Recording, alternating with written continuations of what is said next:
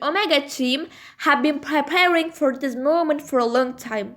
They had completed the media company setup process months ago and even made fake hires. They had planned to establish official companies and run their business through them. Even the most rich journalists would not bother to visit these new technology startups, which they established on paper in low-income and remote areas of the world, such as yachts in Siberia. There were a few people they actually hired, but they were all for sales and marketing positions. They were informed that the production team was spread all over the world and they could not be interviewed because they were too busy. They introduced this distributed creative workforce model as the most important feature of the company. Their plan was to release the first animation on Friday night, exactly 1 week after Prometheus started working. They decided it would be a better strategy to stream it over the internet, at sites like Netflix and Hulu, rather than show it in the movie theater. With one difference. Every 30-minute episode of the animated series, which will be broadcast in episodes, will be broadcast from week to week. The first episode would be free, but the other episodes could be watched with money, because as it would end in the most exciting place. In the beginning, they debuted in 3 separate series.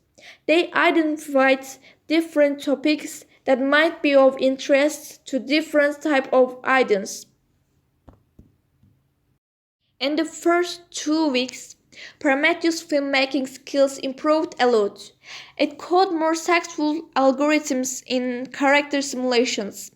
Moreover, it could do all this in a multilingual way.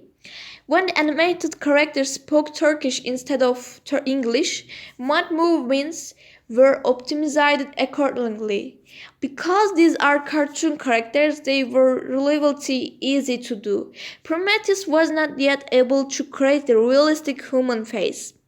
That's why the characters it used in realistic films were usually fully armored and masked. They were surprisingly addicting when you watched this series.